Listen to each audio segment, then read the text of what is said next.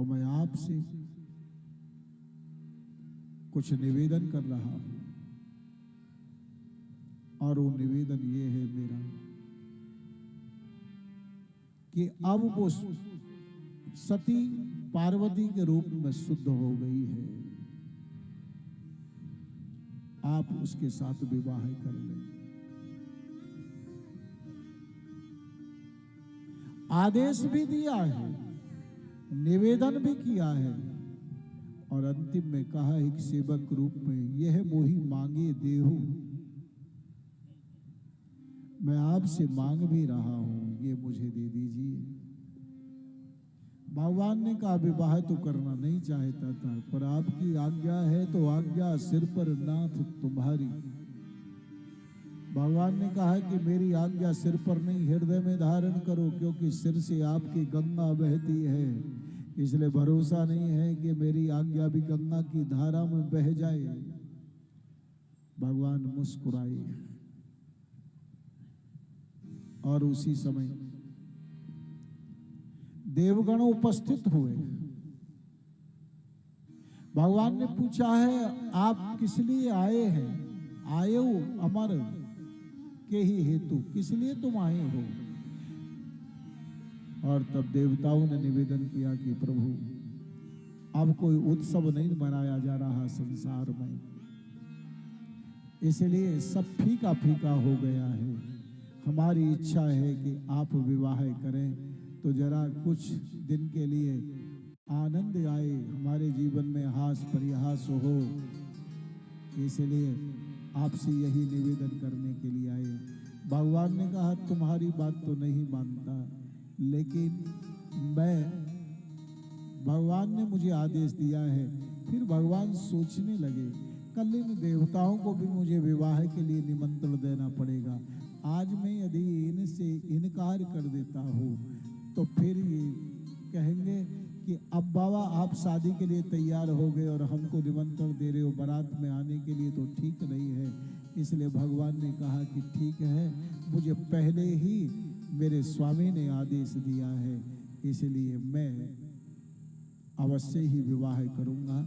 उसी समय सप्त ऋषियों का पदार्पण होता है, और भगवान ने सप्त ऋषियों से कहा कि जाओ आप एक बार जाकर के पार्वती के प्रेम की ये परीक्षा लो कि वो मेरे साथ विवाह अपनी स्वेच्छा से करना चाहती है या किसी दबाव में आकर के विवाह करना चाहती है। आप उसके मन की बात जान लीजिए, क्योंकि दबाव में ठीक नहीं है। और तब सप्त ऋषि पहुंचे हैं, पार्वती ने इनके चरणों में प्रणाम किया है। सप्त ऋषियों ने पूछा है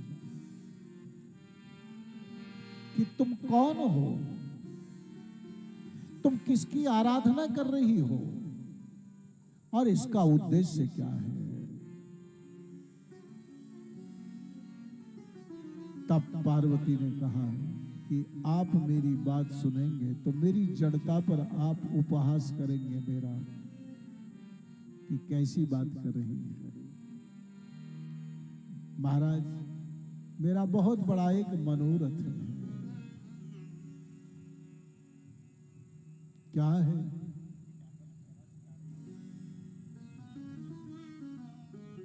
मेरा तुलसी कहता है, बाबा लिखते हैं,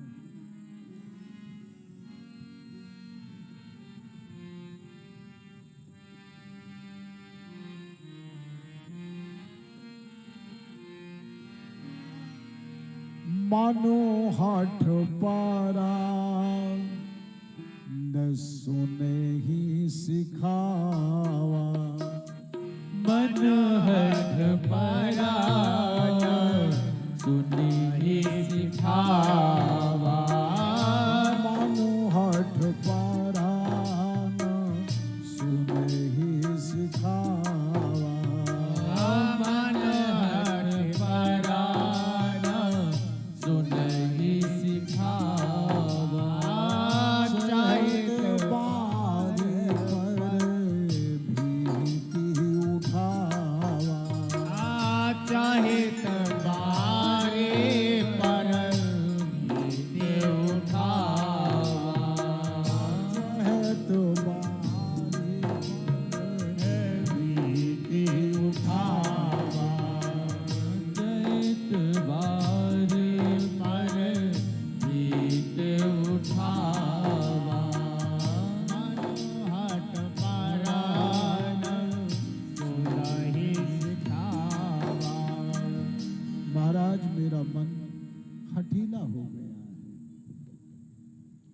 वो जल के ऊपर दीवार खड़ी करना चाहता है। क्या ये संभव है कि जल पर कभी दीवार खड़ी हो जाए? आज तो विज्ञान है, उसने ये चमत्कार करके दिखा दिया। दीवार कभी खड़ी क्या जल के ऊपर हो सकती है? मैं जानती हूं ये असंभव है सब, पर आप मेरे साथ तर्क करेंगे, इसलिए आपसे एक निवेदन करती हूं, क्योंकि जब कोई शास्त्रार्थ होता है दो पक्षों के मध्य में, उसमें एक पक्ष की पराजय निश्चित है, एक पक्ष विजेता होता है, एक पक्ष पराजित होता है। जब दो के पक्षों के मध्य में शास्त्रार्थ होता है, इसलिए आप मुझे बहुत ढंग से समझाने की कोशिश करेंगे, लेकिन पहले ही मैं अपनी पराजय कबूल कर लेती हूँ, स्वीकार कर लेती हूँ। इस प्रकार से मानो ऐसा निवेदन करके पार्वती ने तर्क का मार्ग बंद कर दिया है। देखिए मुनि अविवेक हमारा, देखिए मुनि अविवेक हमारा। आप मुझे जब तक ये कहें कि आखिर तो जड़ की पुत्री पर्वत की पुत्री से और क्या अपेक्षा रखी जा सकती है, वो जड़ता की ही तो बात करेगी। मैं पहले अपनी पराजय कबूल कर लेती हूँ, आपके साथ शास्त्रार्थ नहीं कर सकती। देखिए मुनि अविवेक हमारा, देखिए मुनि अविवेक हमारा। चाहे ही शिव ही सदा भरतारा, चाहो शिव ही सदा भरतारा। चाहे शिव ही सदा भरतारा, चाहो शिव ही सदा भरतारा। नारद कहा सत्य सोई जाना, नारद कहा सत्य सोई जाना। बिन पंखन हम चढ़े उड़ाना, बिन पंखन हम चढ़े उड़ाना। बिन पंखन हम चढ़े उड़ाना।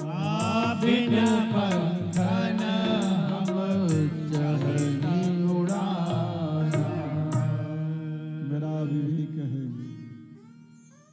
मैं जानती हूं कि ये असंभव कार्य है, फिर भी मन हठी हो गया है। शिव को ही पति के रूप में वर्ण करना चाहिए। सप्त ऋषियों ने कहा कि ये ज्ञान तुम्हें किसने दिया, ऐसी समझ कहां से आई तुम्हें, किसने, कौन प्रेरणा स्रोत था तुम्हारा? क्योंकि मेरे भाई बहन, लक्ष्य को प्राप्त करने के लिए 4 साधन हैं। पहला है साधक, दूसरा है साधन, तीसरा है साध्य, और चौथा है सद्गुरु। विनियोग, विनम्र। लेकिन यदि चौथा साधन नहीं है, मार्ग दृष्टा नहीं है, सद्गुरु जीवन में नहीं है, तो 3 साधन निष्फल हो जाएंगे। साधक निष्फल हो जाएगा, साधन निष्फल हो जाएगा, साध्य निष्फल हो जाएगा, कोई परिणाम नहीं आएगा जीवन में अगर इन तीनों का संयोग करने वाला सद्गुरु नहीं। विनियोग। एक गांव में एक बनी घटना, एक युवक ने अपने परिवार में चर्चा की कि मैं 1 वर्ष तक जंगल में एकांत में परमात्मा की साधना करना चाहता हूं, मौन रहकर। मेरे पास कोई ना है, मैं साधना करना चाहता हूं। एक कुटिया का निर्माण किया गया और ये उसमें बैठा साधना करने के लिए। गांव के लोग गए तो निवेदन कर दिया कि मैं 1 वर्ष तक मौन रह करके एकांत में साधना करूंगा, परमात्मा की कोई विक्षेप न करे, मैं किसी को मिलूंगा नहीं। कहा ठीक है भाई, उसकी साधना में विक्षेप नहीं करना। अब धीरे धीरे धीरे धीरे समय व्यतीत हुआ। उस कुटिया में से दुर्गंध आने लगी, वायु से दुर्गंध आने लगी। गांव के लोगों ने कहा कि भाई दुर्गंध ही आ रही है, ये कहां से आ रही है, खोज करो। देखा तो उस कुटिया की तरफ से ही, कुटिया में से उधर से ही दुर्गंध ही आ रही थी। लोगों ने कहा साधना कर रहा था, उसमें तो सुगंध ही आनी चाहिए, लेकिन ये दुर्गंध आ रही है क्यों? वायु के माध्यम से दुर्गंध आई। देखें कोई अनहोनी घटना तो नहीं घटित हो गई। गांव के लोग, परिवार के लोग जब कुटिया के निकट पहुंचे तो कुटिया में से ही दुर्गंध आ रही थी। कुछ घटना घटित हुई, अशुभ हो गया। किसी प्रकार से कुटिया का द्वार खोला तो देखा कि ये युवक मृत हो चुका था, शरीर क्षत विक्षत हो चुका था, कीड़े पड़ चुके थे, बहुत दुर्गंध थी। लोग अनुमान लगाने लगे कि ये साधना करने के लिए आया था, लेकिन इसकी मृत्यु कैसे हो गई? किसी ने कहा कोई जीव सर्प आदि ने इसको डस लिया हो बेचारा, और कहीं किसी को बुलाया नहीं, कोई इसके निकट आता नहीं था, इसलिए मर गया हो। किसी ने कुछ अनुमान लगाया, किसी ने कोई अनुमान लगाया, कहीं खुद कुछ ऐसा विषैला कोई पदार्थ खा लिया हो और इसीलिए मर गया हो। सब अपना अपना अनुमान लगा रहे थे, लेकिन उसके परिवार के लोगों ने कहा नहीं नहीं, ये भूखा मर गया। ओह हाँ, ये बात तो सही है, भोजन की व्यवस्था नहीं रही होगी इसलिए भूखा मर गया। परिवार वालों ने कहा नहीं। जब इसने निश्चय किया था और परिवार के सामने प्रस्ताव रखा था कि 1 वर्ष तक मौन रह करके, एकांत में रह करके साधना करूंगा, तो हमने संपूर्ण खाद्य सामग्री की व्यवस्था 1 वर्ष के लिए इसके पास रख दी। सब वस्तु थी, पर एक बात थी। बोले क्या? बोले सामग्री तो हमने 1 वर्ष के लिए प्रबंध करके सब रख दी, पर इसको बनाना नहीं आता था, विनियोग नहीं होता था, इसलिए ये बेचारा मर गया। तो जीवन में हमारे में साधक भी हो, साधन भी हो, साध्य भी हो, लेकिन इन तीनों का संयोजन करने वाला यदि सद्गुरु जीवन में नहीं है तो सफलता निमित्त तीनों निष्फल हो जाएंगे। साधक निष्फल हो जाएगा, साधन निष्फल हो जाएगा, साध्य निष्फल हो जाएगा। ऋषियों ने पूछा कि तुम्हारा गुरु कौन है जिसने तुम्हें ये प्रेरणा दी? मेरे गुरु नारद है। नारद को तुमने गुरु बनाया? हाँ, कम से कम स्वभाव तो जान लेती। अरे गुरु ऐसे ही बनाया जाता है क्या? उसके विषय में थोड़ी जानकारी तो कर लेनी चाहिए कि ये गुरु जिसे मैं बना रहा हूं वो कैसा है, कैसे स्वभाव का है। थोड़ी जानकारी तो कर लेती नारद के विषय में। क्यों? तुम जानती नहीं हो क्या? तुलसी कहती,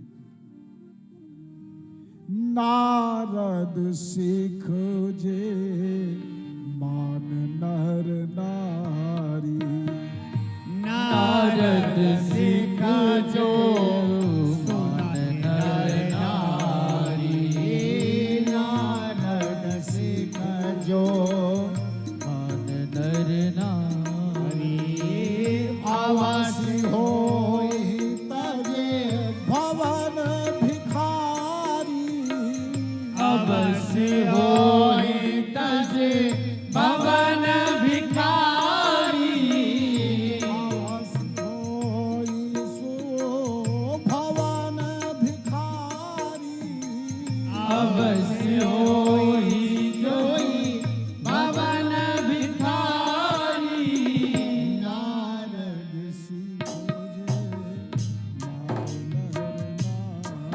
जे नारद सिख जो मान नर नारी। और नारद के विषय में कुछ जानती हो आप? नारद कैसे है? वो बाहर से तो नारायण नारायण बहुत भक्ति दिखाता है, तिलक छाप लगाता है, बहुत कीर्तन करता है। बाहर से ये सारा का सारा ढोंग है, पाखंड है, लेकिन नारद भीतर से कैसा है ये तुम्हें नहीं मालूम, वो हम बताते हैं। नारद ऐसा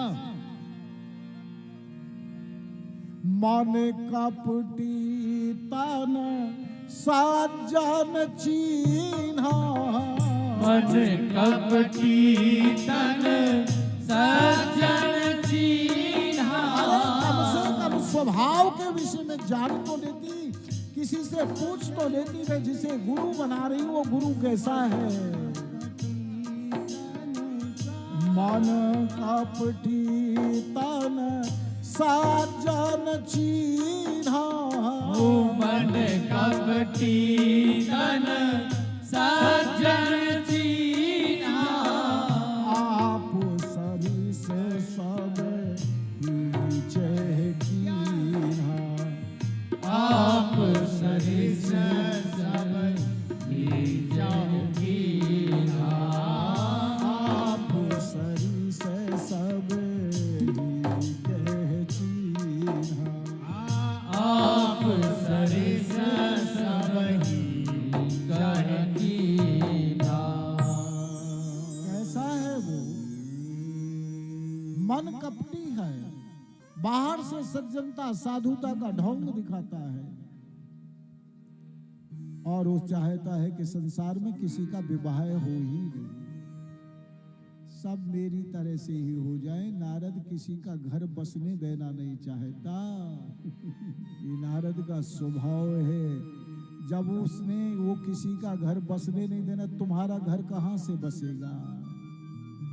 इसलिए अभी कुछ नहीं बिगड़ा है। यानी कितनी बुद्धिमत्ता से चारों का खंडन कर दिया। आपका जो मार्गदर्शक है वो ठीक नहीं है, गुरु ठीक रही है। और आपकी जिस साध्य की प्राप्ति के लिए आप जो है प्रयास कर रही हैं वो कैसा है, उसके विषय में आप जानती हैं? नहीं, मैं नहीं जानती। अरे एक छोटी सी भूल हुई पिछले जन्म में बेचारे दक्ष की पुत्री सती के साथ में, और उसने उसका परित्याग कर दिया। साध्य पर भी कटाक्ष कर दिया, साध्य का भी खंडन कर दिया, गुरु का खंडन कर दिया, साध्य का खंडन कर दिया। और तुम जो ये साधना कर रही हो उस साधना का भी खंडन कर दिया, और साधक का, क्योंकि तुम जड़ पुत्री हो, तुम उसी अनुरूप में सोच सकती हो, इसलिए साधक का भी खंडन कर दिया। और सुनो, अभी कुछ नहीं बिगड़ा है, अभी कुछ नहीं बिगड़ा है। आप जो है यदि हमारी बात माने तो अभी कुछ नहीं बिगड़ा है। आपकी हम बहुत सुंदर शादी करा सकते हैं भगवान विष्णु के साथ, जो सब प्रकार से शीलवान है, गुणवान है, रूपवान है, लक्ष्मी जिसके